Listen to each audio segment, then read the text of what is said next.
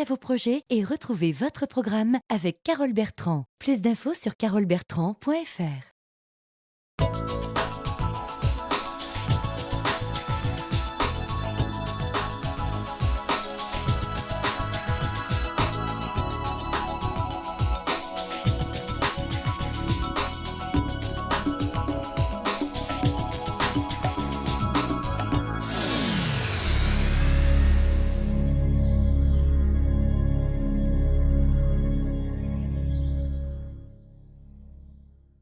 Le 20 avril dernier, les amoureux de course à pied s'étaient donné rendez-vous au 10e Grand Défi des Vosges. Cette épreuve sportive emprunte les chemins et les sentiers des forêts du massif du Wintersberg. L'édition de cette année a rassemblé, d'après les organisateurs, environ 550 participants, et parmi eux, l'association Dune d'Espoir. C'est un ensemble de coureurs marathoniens ou pas marathoniens qui ont choisi de faire participer des enfants handicapés moteurs à des compétitions officielles de course à pied.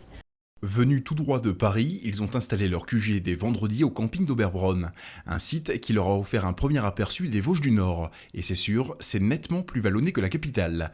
Mais justement, côté entraînement, ça donne quoi ? Ma foi, l'entraînement, c'est plutôt montagne, donc on a essayé tous de redoubler notre entraînement en côte. Au programme de la journée de samedi, repos et découverte de Strasbourg. Et pour Gaëtan, dernier petit réglage de l'appareil photo. Dimanche, gymnase du Montrouge à Niederbronn. Nous retrouvons tout ce petit monde en maillot fluo autour de drôles d'engins, plus connus sous le nom de jouelette. La jouelette, c'est une sorte de pousse-pousse, de chaise à porteur. Donc il y a un siège avec une seule roue dessous, avec une suspension, 2 brancards devant, 2 derrière. Ça marche un peu comme la brouette. Et avant le grand départ, dernier petit réglage.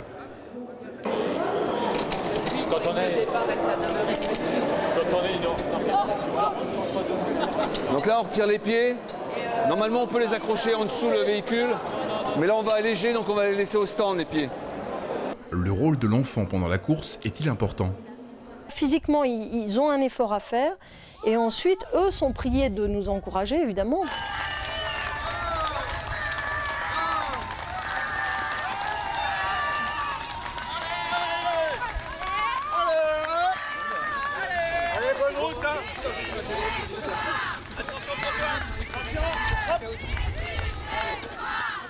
Pour Léa, c'est à chaque fois un grand moment de joie.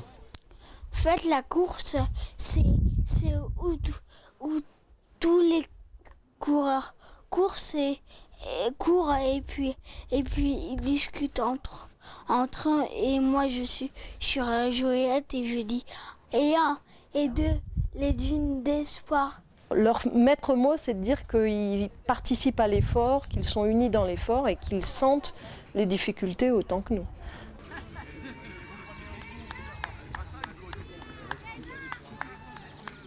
Au final, 8 enfants dont 2 Alsaciens, entourés des nombreux bénévoles, participent à cette épreuve.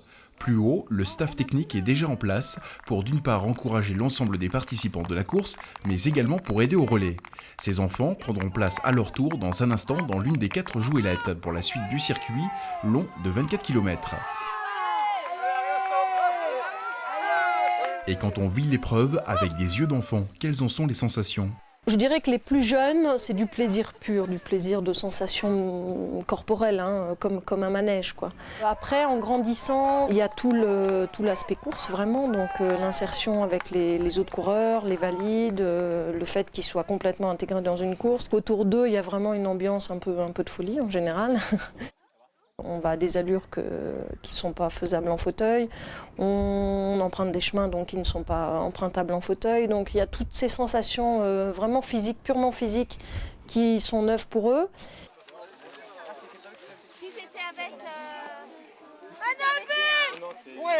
Pour Nabil, à présent, c'est l'heure du départ. Mais pour l'équipe qui l'entoure, l'effort sur la durée n'est-il pas trop important ?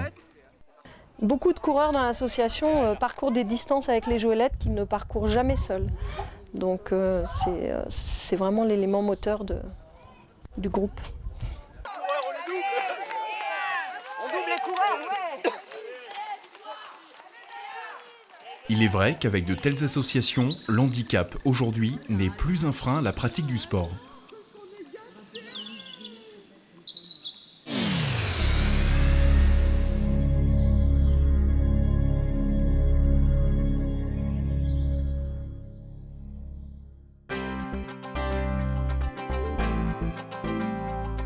Fabriquée en l'espace de quelques mois, la halte éco-durable de Niederbronn entrera prochainement en service. Ce prototype premier du genre en France comprend des équipements pratiques pour une gare sans personnel, intégrant des soucis de haute qualité environnementale.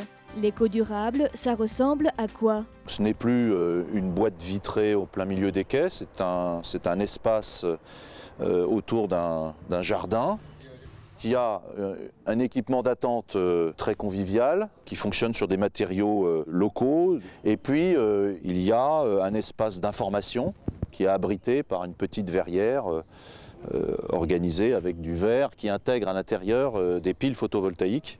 Et puis, associé à cet équipement d'attente pour les humains, il y a aussi un équipement de garage pour les vélos, de façon à ce que les gens puissent laisser leur vélo et prendre le train très naturellement. La haute qualité environnementale, c'est aussi l'intermodalité, hein, c'est aussi faciliter les échanges entre les modes de transport.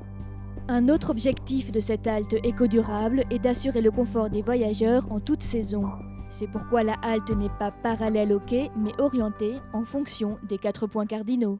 On a essayé de profiter au mieux de l'implantation géographique de la halte. On voit qu'une paroi est plus opaque vers le nord de façon à opposer un peu par rapport au courant d'air, au froid.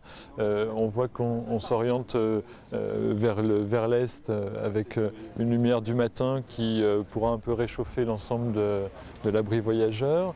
Vers le sud, on a donné un peu d'ombre pour les jours un peu chauds. Et puis à l'ouest, eh bien, on a fait pousser donc de la clématite qui va donner un peu d'ombre l'été et qui l'hiver, perdant ses feuilles, laisse à nouveau le soleil entrer. En outre, l'isolation climatique de l'espace d'attente est assurée par une utilisation judicieuse de matériaux naturels. On voit qu'on est sur un plancher bois qui permet de ne pas avoir les pieds froids par une dalle béton, comme on peut le voir assez souvent. Ce qui est intéressant de voir, c'est le plafond de cette halte qui est une sorte de contreplaqué, mais qui est fait non pas de fines couches de bois, mais réellement de planches épaisses de bois. Et c'est le seul élément de toit avec son étanchéité. Il n'y a pas de métal, il n'y a rien là au-dessus. Et donc ça supporte la toiture végétalisée qui est là pour, à la fois l'été, tempérer un peu la halte, éviter que le soleil ne cogne trop sur la halte, et aussi sert à la récupération, absorber une partie des eaux pluviales. Le restant des eaux pluviales étant rejeté à l'avant de la halte vers le jardin qu'on voit là. Concernant l'alimentation en électricité, un ensemble de panneaux photovoltaïques est à même de faire fonctionner l'ensemble des équipements de la halte. Billetterie, panneaux d'affichage, digicode vélo ou encore caméras de vidéosurveillance. Le maître mot est ici économie, le surplus en électricité étant alors revendu. On a essayé d'être le plus économe possible, donc à l'intérieur ce sera des lampes à basse consommation d'énergie qui ne s'allument que lorsque les gens sont dans la halte, donc il y a des détecteurs de mouvement qui permettent de mettre en service l'éclairage. Sinon on a dans le sol des petites veilleuses à diode qui permettent avec une très faible consommation d'énergie, de quand même signaler que le bâtiment vit et qu'il est en service, quoi. Face à un si bel ouvrage, le vandalisme n'est-il pas à craindre ? On espère qu'en offrant aux gens un lieu comme celui-ci, on espère un peu de respect de ce lieu. Le projet a été réceptionné techniquement par les fabricants et concepteurs. Reste encore quelques opérations de fignolage avant sa mise en service. Donc aujourd'hui est un jour assez fondateur de cette grande ambition que nous avons pour montrer que le transport fait partie, je pense, dans notre société du vecteur de développement durable. C'est un petit projet, mais un grand pas dans le souci que nous avons dans l'entreprise de développer ce type de démarche. Ce prototype devrait alors être décliné dans d'autres gares de France. L'idée aussi de cette halte, c'est que c'est une sorte de mécano. Chaque élément est indépendant les uns des autres, tout en étant conçu dans un même esprit de cohérence.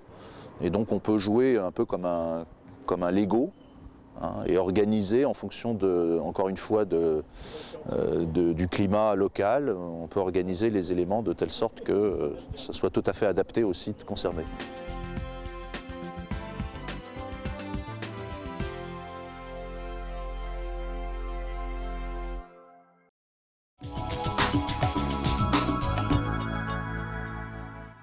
Donnez vie à vos projets et retrouvez votre programme avec Carole Bertrand. Plus d'infos sur carolebertrand.fr.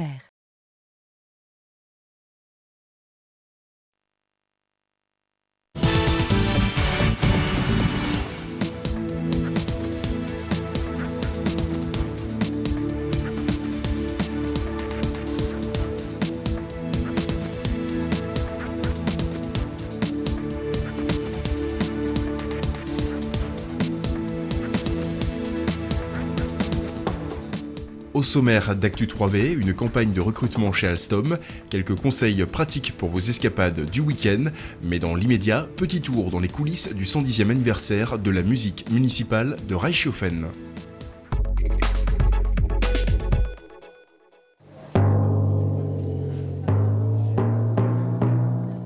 « 110 ans, c'est l'âge de la musique municipale de Reichshofen. Née en 1898, elle a traversé le siècle, sollicitée régulièrement pour des manifestations religieuses ou patriotiques. Une telle longévité s'explique par la qualité des chefs qui s'y sont succédés, mais aussi par l'originalité de son répertoire. Il passe par la musique originale d'harmonie, qui s'apparente en quelque sorte à la musique de film. Nous faisons aussi de la variété. Française ou internationale. Il nous est déjà arrivé de faire des morceaux classiques, un peu de folklore également. Et puis bon, la spécificité aussi de la musique de Reichshofen, c'est qu'elle a une batterie fanfare. Donc nous faisons également de la musique militaire.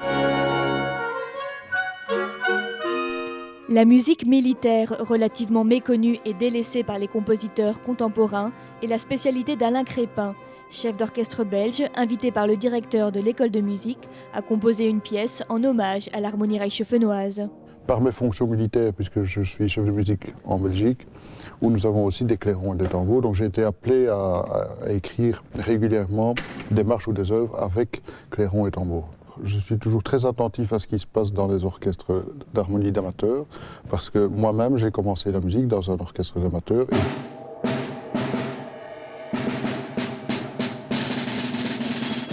Alain Crépin est alors venu de Belgique pour faire répéter les musiciens en vue du concert de gala du 31 mai prochain. À cette occasion, la musique municipale de Reichshofen jouera en exclusivité la pièce qu'il leur a dédiée. Elle est basée sur la tête du thème, c'est peut-être un peu technique, de la bataille de Reichshofen. C'était au soir de la bataille. Et le tout début est dissimulé un petit peu partout dans la pièce, souvent dans le grave. Et bon, les oreilles attentives le reconnaîtront, mais ça reste une œuvre originale avec donc des petites insinuations à cette pièce. Et puis il y a une petite partie qui est un peu plus amusante, mais ça je ne vais pas la révéler parce que je crois que ça doit rester un petit peu la primeur le jour de la création. Mais je peux vous assurer qu'en principe, les musiciens s'amusent bien en la jouant et je pense que le public s'amusera bien en l'écoutant.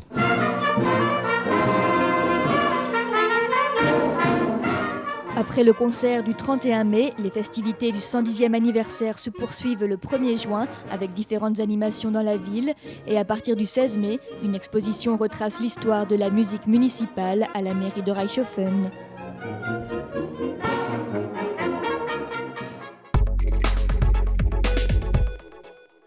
À l'heure d'un marché de l'emploi plutôt en berne, chez Alstom, on recrute.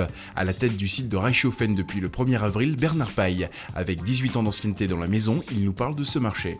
Le marché ferroviaire se porte bien. Nous espérons, au niveau d'Alstom Transport, rentrer dans un cycle de croissance sur les années à venir. Et nous espérons aussi rentrer de gros contrats sur les 2-3 ans qui viennent. Face à la croissance de son activité, le site de Reichshofen recrute des ingénieurs cadres, des agents de maîtrise et techniciens et des ouvriers. 80 postes sont à pourvoir. Reichshofen va recruter sur son plan 2008-2009 à peu près 80 personnes. Donc 80 personnes réparties dans l'ensemble des secteurs d'activité. Et pour trouver votre place parmi les plus de 650 collaborateurs que compte l'usine aujourd'hui, rendez-vous sur le net.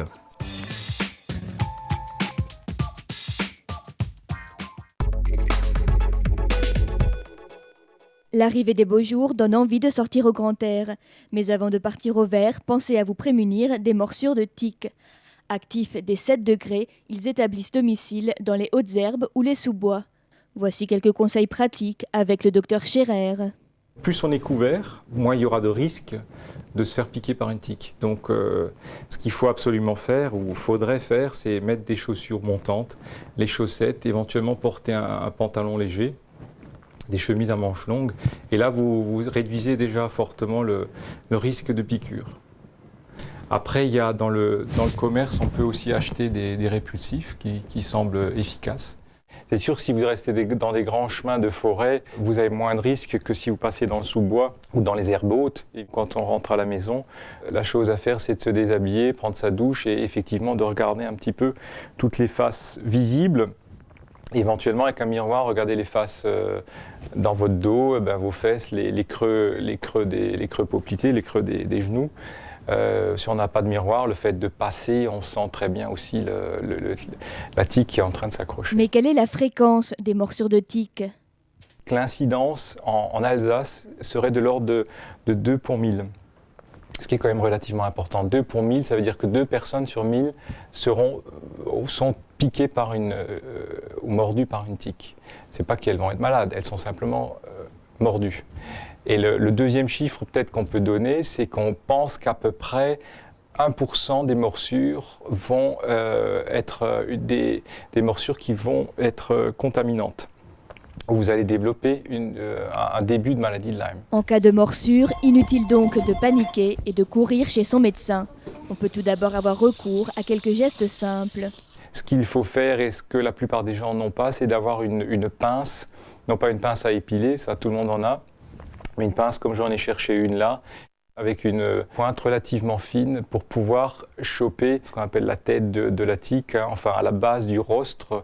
Le rostre étant ce petit élément noir avec lequel la tique va se planter dans votre épiderme. Autre solution, le tire-tique, que l'on trouve également en pharmacie. Pour l'enlever, vous passez entre la tête et la peau du tique et vous tournez dans le sens inverse d'une montre et tirez doucement. Quant aux maladies transmises par les tiques, il y a tout d'abord la maladie de Lyme. Il est important de savoir repérer les premiers symptômes, car détectées à temps, elles se soignent facilement par antibiotiques. On a l'érythème migrant, c'est-à-dire une espèce de grande plaque rougeâtre avec le pourtour un petit peu renforcé, une espèce d'auréole, qui n'est pas du tout forcément au point d'impact. Vous pouvez la voir sur le membre en question ou tout à fait ailleurs sur le corps. Cette manifestation cutanée peut être accompagnée d'un syndrome grippal, comme une vraie grippe, douleur musculaire, douleur articulaire, température. Ou alors, vous pouvez avoir simplement une grippe en plein été et pas du tout de lésion cutanée, ce qui fait toute la difficulté du diagnostic finalement de cette maladie, parce qu'elle a des manifestations un petit peu polymorphes. Autre maladie beaucoup plus rare, la méningo-encéphalite à tique. Causée par un virus, elle touche le centre nerveux et peut être mortelle dans 1 à 2% des cas. Pas de traitement antibiotique, mais un vaccin qui s'adresse à un public spécifique. On peut y penser pour les bûcherons, pour les forestiers, les chasseurs, enfin toutes les personnes qui sont très très souvent en forêt et qui sont sujets à être piqués un certain nombre de fois. C'est à réfléchir. Sachez que les tiques sont également attirées par les animaux domestiques pour lesquels un traitement préventif existe. Vous pouvez en savoir plus sur le sujet en vous rendant sur Internet ou en composant un numéro vert.